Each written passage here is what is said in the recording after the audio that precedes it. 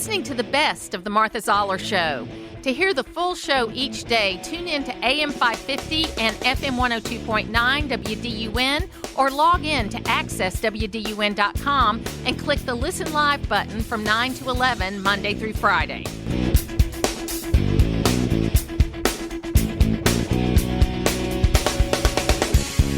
We have been in this kind of sprint. It's most like 1933 where that phrase first 100 days came from, and FDR had lawsuits brought against him, and they was talking about packing the court, and all this kind of stuff was happening, and 100 days because everything was done by hand. But in the digital world, it was kind of like the first 100 hours. But we are approaching the first 100 days, and Jared Halpern's with us right now from Fox News Radio, and I think it's an appropriate time. I can't even keep track of the days, Jared, but I know we're getting close to 100 days. We are. And listen, I think that every administration tries to take their measurement and grade their first 100 days, sort of what they've been able to accomplish. And, I think on the legislative side, the administration has not maybe had the big type of grandiose kind of legislation.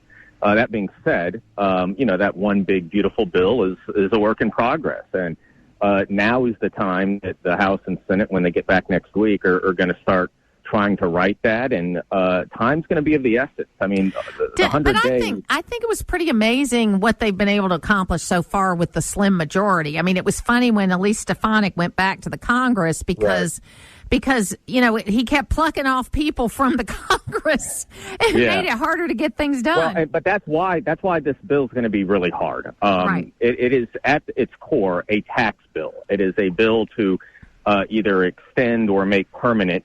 We'll see what they do with deficit numbers. The 2017 tax rates that were passed during the first Trump administration. There were a lot of House Republicans who voted against that final package. Elise Stefanik was one of them. A lot of them from New York, New Jersey, California, because of the way that it handled SALT deductions, state and local tax deductions. They do not have that type of cushion this time around. Depending on what the final kind of, we'll see if special elections happen and kind of what the final population of the Congress is, but Republicans are likely only going to be able to lose 2, maybe 3 votes. That is far fewer than they were able to lose back in 2017. And you think about even 4 years ago when President Biden tried to do his big first 100-day bill, right? It was Build Back Better. It was pared down. It became essentially the Inflation Reduction Act. Why? Because they had a very slim majority in the U.S. Senate. Democrats could only lose 1 vote. That vote was Joe Manchin. Joe Manchin did not want a $1.5 trillion bill. He basically single-handedly cut it in half, and it shows how challenging the next 100 days as they try and pass this bill, I think, really will be for the administration.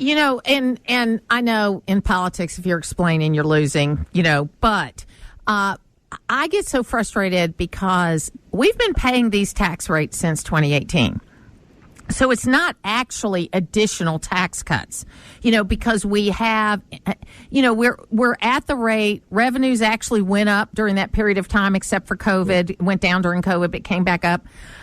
So I think where a lot of the uncertainty is not only are we, while we're getting some good news about tariffs with India and other countries that are coming to the table, you've got this uncertainty about tariffs, and then you have this uncertainty about tax rates too. And it's not just tax rates. Remember what else the president wants to do in this tax bill. He has talked about no tax on tips. He has talked about no tax on overtime. He has talked about no tax on Social Security. And again, I think those are very popular proposals. That's why you saw Democrats really embrace them during the campaign. The problem is when you start to add it up, that takes away from the revenue side, right? Yeah, I mean, the scoring one of the things that you have to do when you have these reconciliation bills is make sure that deficits don't exceed a certain threshold. And so that's going to be the challenge, right, as they start to actually put pen to paper here. And the scoring doesn't take into consideration that historically when we've cut taxes, revenues have gone up. So, but that doesn't fit with the way, with the way they calculate things. So I get that. So we'll set that aside for just a second.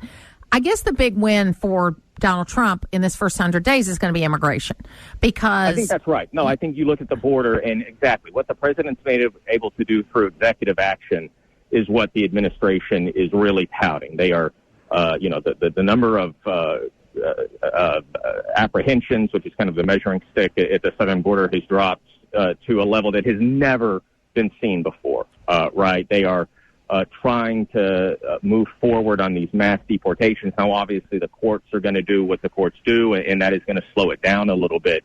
But just the number of arrests that have been made, the number of apprehensions and detainments that have been made at the southern border are down like 99%.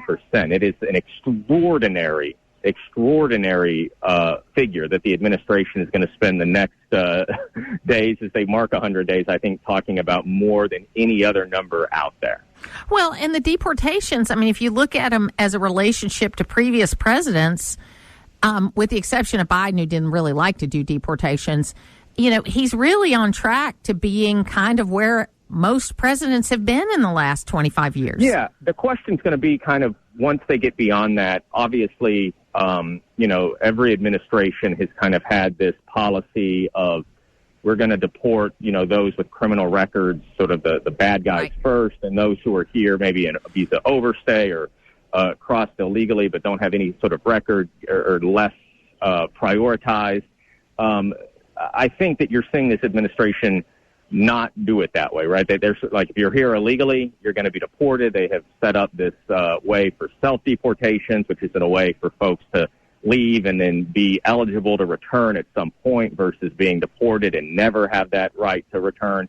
Obviously, they are doing a lot when it relates to student visas, which is something that previous administrations haven't really carried out in this way. And then certainly the novel use of the Alien Enemies Act, right? This kind of wartime authorization that the president is using, saying that this has been an invasion by Tren de Aragua, by MS-13, trying to deport people that way. It is a way to do it much more quickly, much more efficiently, much faster. And that has been the type of deportations that are kind of getting stalled, at least for the time being, by the Supreme Court and other federal courts. Yeah, so I think it's going to be, I'm fair. And look, I was a Nikki Haley Republican, okay? And I did vote for Donald Trump ultimately. And I think overall his policies are better than what we would have had. And I'm like a lot of people. I'm nervous about tariffs, and I really wish we had handled the tax policy before we started the tariffs. But with all that said, Donald Trump is, I think, doing what he promised to do, and that when you see these kind of man on the street interviews, and I've seen him, on, in Maryland and other places, what you're seeing is from what appear to be average folks. Now, granted, you can edit things and you can pick who you're going to talk to, whatever. But it appears from average folks, and what I've encountered myself, is that people are pretty happy because the first thing they say, he's keeping his promises. Why are you surprised he's doing what he's doing?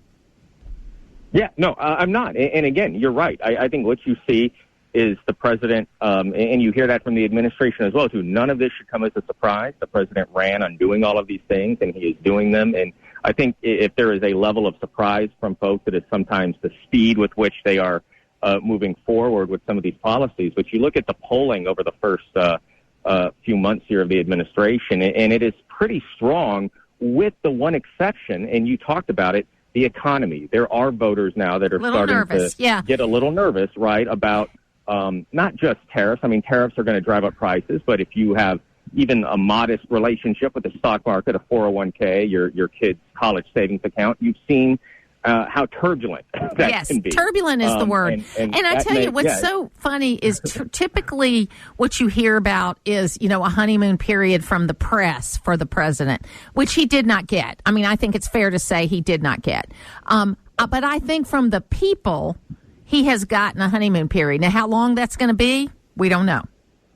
It usually relates to, the most tactile relationship people often have with an administration and our government, right, is taxes and what they're paying for everyday things. So, that was kind of the undoing of, there were a lot of, obviously, undoings, I guess, towards the end with the Biden administration, but they were never able to kind of message the economy in the way that resonated with people, right? They kind of talked about the economy in the macro sense that, unemployment is good and growth is moving forward and inflation is moving down, but people's relationship with the economy was what they were spending at the gas tank, what they were spending at the grocery store. That remains true. And so I think that's going to be ultimately when you look at the president's approval ratings on the economic side, where a lot of those opinions are formed. Well, and I've been, my big issue for 25 years has been the size of government and spending, and I knew it was going to be difficult the longer we waited, and it has been.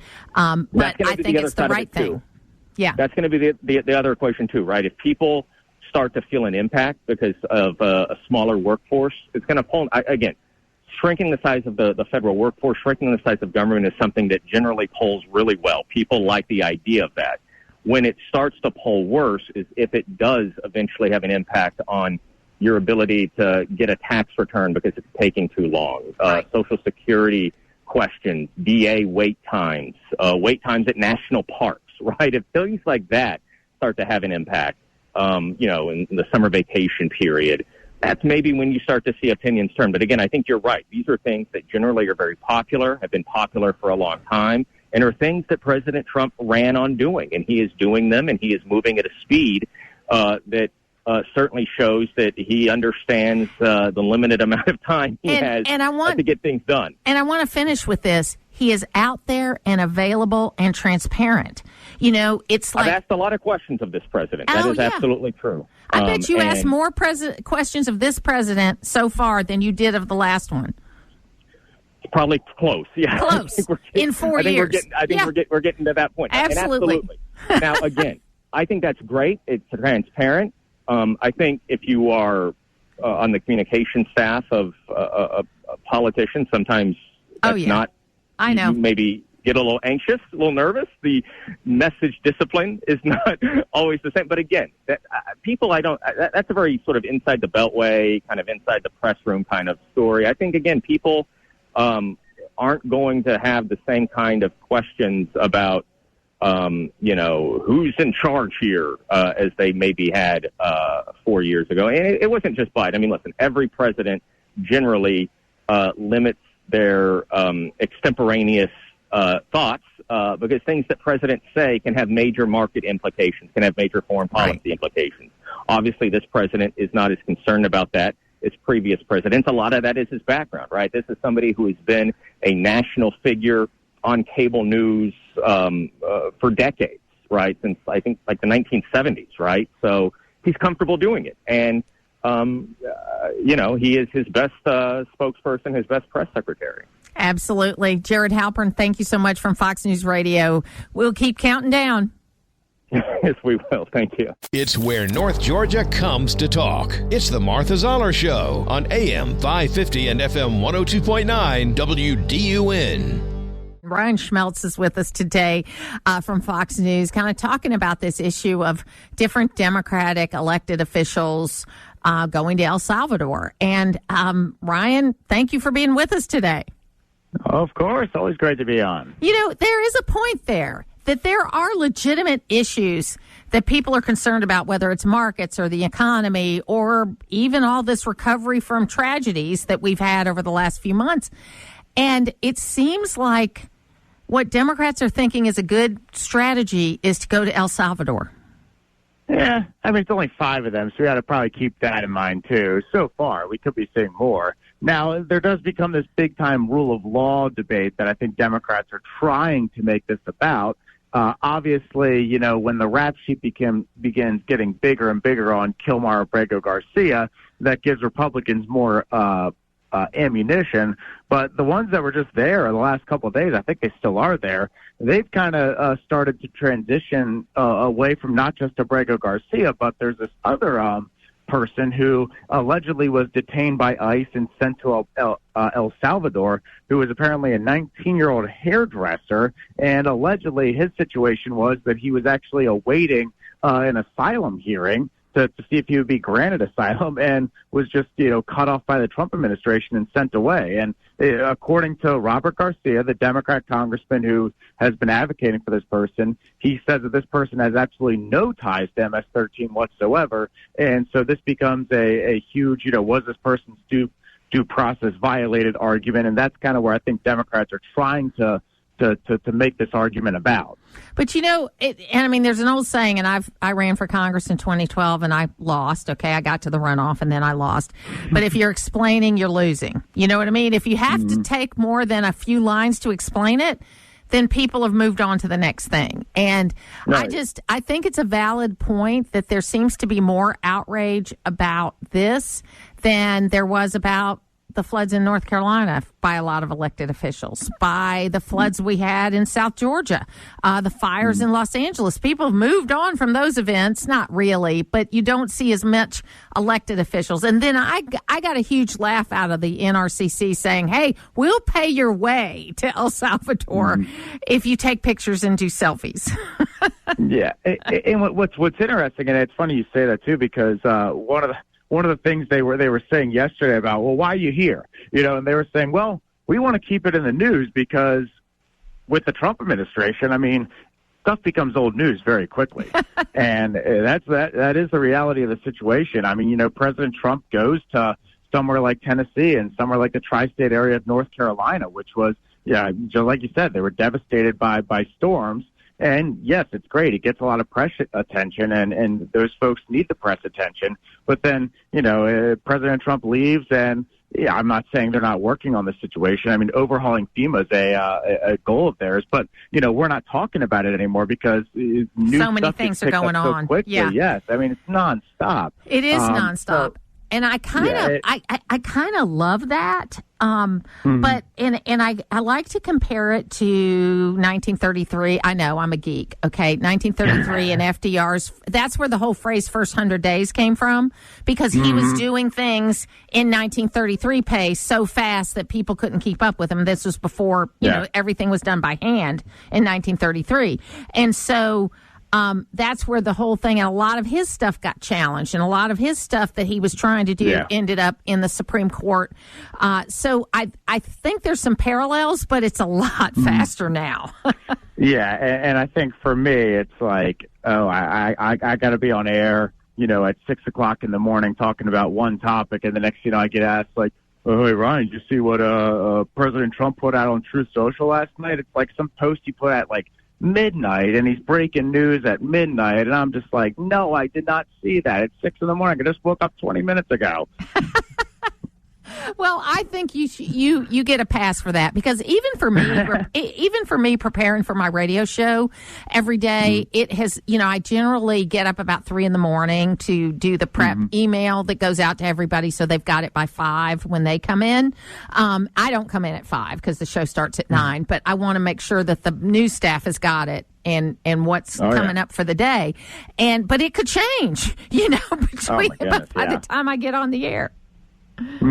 Just with this story we're talking about today that I was scheduled to come on here for, just even when I started covering it, there's been several updates in the last a couple of hours, on top of the fact that you have Pete Hegseth going on Fox and Friends for a pretty key interview, considering the Signal story is back in the spotlight too, and there's been some shakeups at the Pentagon. So this was one of the first big opportunities to get him on record talking about a lot of these things. So we've got news happening right there. You've got obviously this story is still pretty prominent, and there's been some updates here with the letters that these members have sent to Secretary Rubio as well as the ambassador.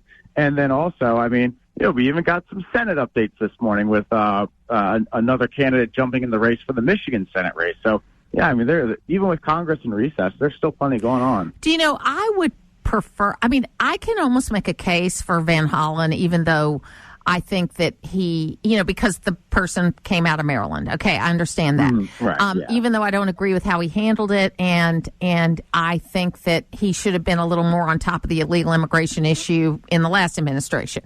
But when you got a member from Oregon, from an area outside of Portland, that's going, you got to wonder, is this really the top issue for your people that you represent? And I think that all politics is local, right? And what I hear from people when they call in is really what they want to see is their elected officials dealing with the problems they have in front of them, not stuff that they can't relate to. And that's what I hear. And I think that's why Republicans are more than happy to see these Democrats going down there. I mean, Republicans want to keep this issue up as much as possible. We had the Freedom Caucus chairman, Andy Harris, on the podcast last week, and, he was saying if Democrats want to have the debate about this specific individual or any others who have ties to MS-13, we're pleased. We're more than happy to. And, the polling's been just the Republican, in terms of the polling, they have this issue on their side, right? It's a huge liability for Democrats. Last election cycle, I believe it's over 60% of Americans, based off of Fox News polling, say that, if you're in the country illegally, not if you're in the country illegally and you committed a crime. If you're just in the country illegally, you should be deported. So Republicans think the country as a whole is pretty to the right on this issue. But where Democrats are trying to flip it is they're trying to make it a rule of law thing.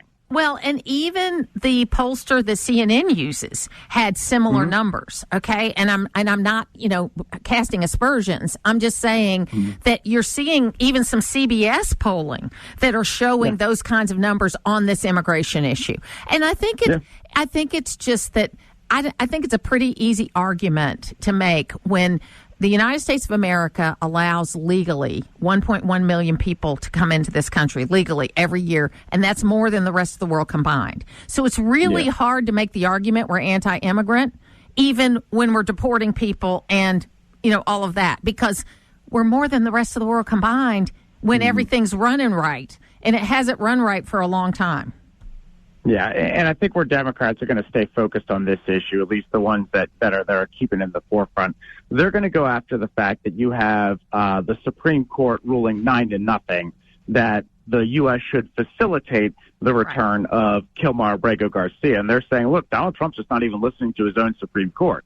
And now, of course, this has created this fun little legal argument where the word facilitates the most focused on word in politics right now. And the Trump administration is saying, well, okay, we'll facilitate it. We'll provide a plane. We'll provide the transportation. I mean, they're flying a lot of people to and from El Salvador, just that, he can hop on the next plane where they're bringing a lot of people over and he send them back. But the problem is now is that the Trump administration's kind of just put this decision in the hands of the El Salvadorian government because their argument is, well, he's a resident of El Salvador. It's up to El Salvador to decide what to do with him. And the Salvadorian president has said he's not coming back. He's staying here in El Salvador. So he said, why would I send a terrorist to America? That's what he said. But I don't like to play both sides-ism, but I'm going to close with this one example.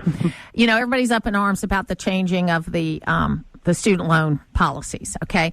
But back, what was it, about 2.5 years ago, the Supreme Court ruled on whether the president had, that time Biden had the ability to forgive these student loans. And they ruled against the administration. And the president at that time, Joe Biden, came out and said, I know the Supreme Court said this, and I'm paraphrasing, but I'm going to do it anyway. So that's kind of the same argument, but there wasn't as much, well, it was up in arms on our side, but not on their side. So that's what happens. And he pretty much tried to do it again, but with like a different executive order with some changes that they thought would be more in compliance with the law. But I mean that led to a number of lawsuits, and I think we're still having that argument about forum shopping and utilizing these nationwide injunctions, which have been true pain for the Trump administration. But Republicans used them pretty effectively when it came to stopping the student loan forgiveness plan. Now, of course, the Supreme Court made the final decision on that, and that's usually probably where a lot of these cases that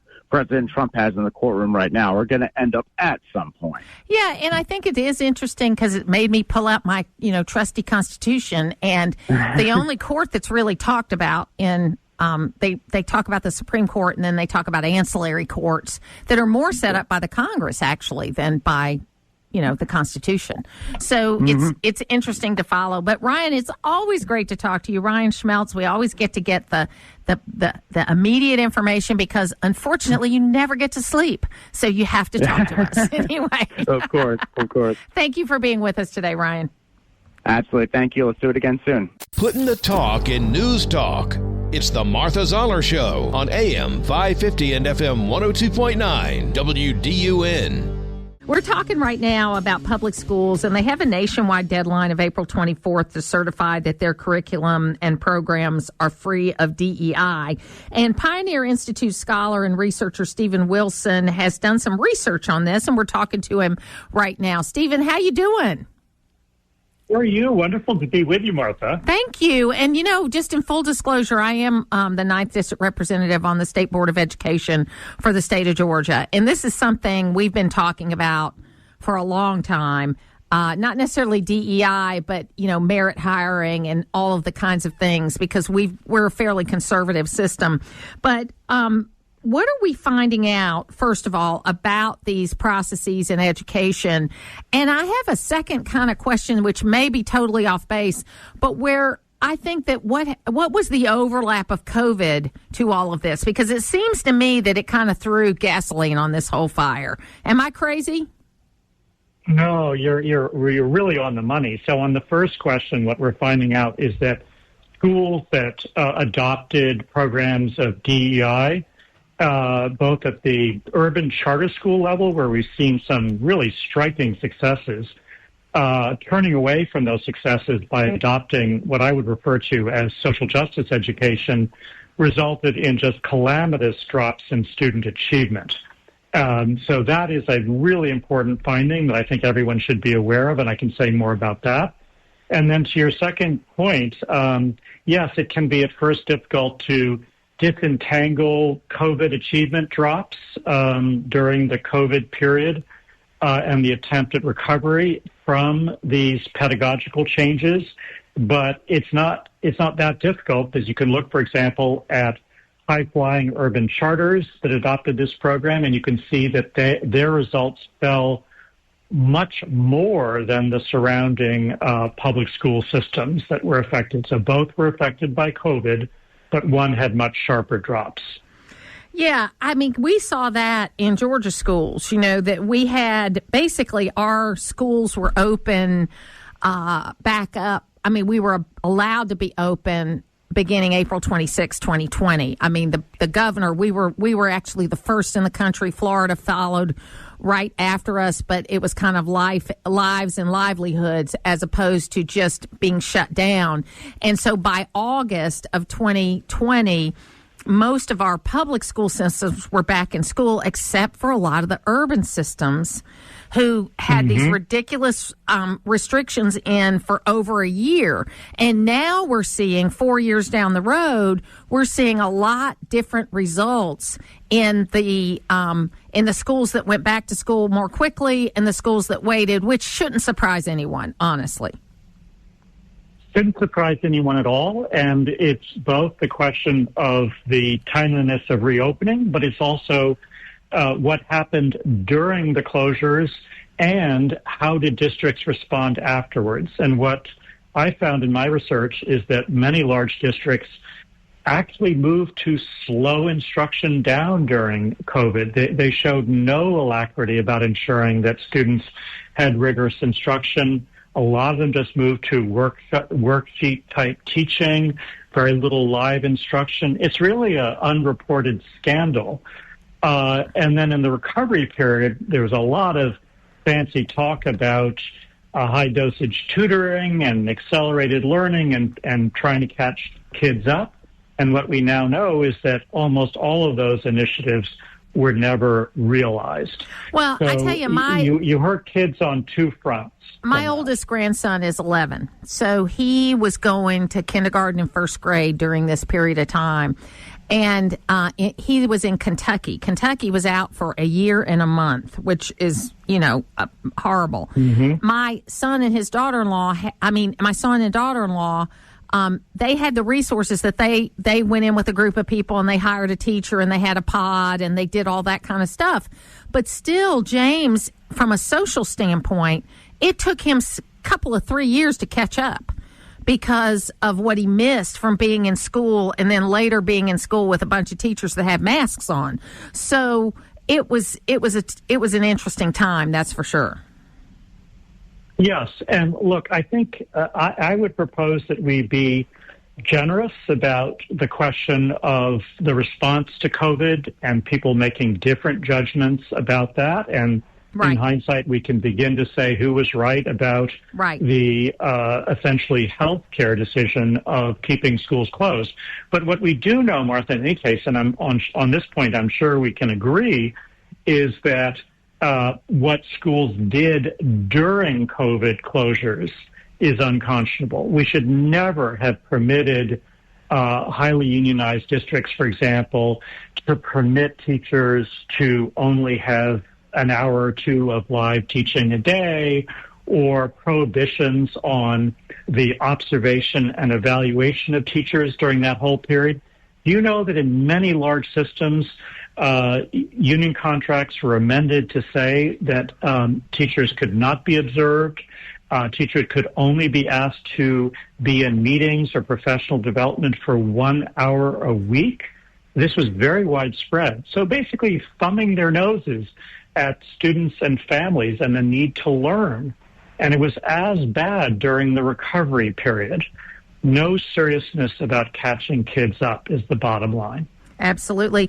I wanted to ask you one more question. If you don't know about it, that's fine, because it wasn't on the list, but I figure you know enough about education. You know, in Georgia, we've said for years, you know, thank God for Mississippi, because they were behind us, you know. But since 2012, Mississippi has done amazing things with their education system, and they're now in this post-COVID world ranking kind of at the top for 4th and 8th grade achievement. Are you following that at all? Yeah, I mean, I think that it comes down to two important policy reforms. One is to insist that all children have effective literacy instruction in the early grades, right? We've known since the 1960s, Martha, as I'm sure you know as an education person, from the largest study of education ever, which was Project Follow Through, that phonics instruction is far more effective, not just academically, but also by other measures that people argue for, social emotional outcomes. Students who can read feel good about themselves and are emotionally and mentally healthier. So that's one of the changes that Louisiana made. And the other is to begin to focus on knowledge-based curriculum, right? We need to get back to, of course, if you want to educate students, it's not only that you have to teach them how to decode, but if you want reading comprehension, you have to teach them a whole lot of stuff across the disciplines systematically each year, because you cannot understand what you read without tapping into a whole reserve of understandings of facts and concepts. So those are the two big drivers of success. Well, I appreciate very much you being with us today. Stephen Wilson, Pioneer Institute on DEI and Education. Thank you for being with us today. Thank you so much, Martha. To hear the full versions of last week's Martha Zoller shows, go to the podcast page at accesswdun.com, and you can follow me on social media at Martha Zoller.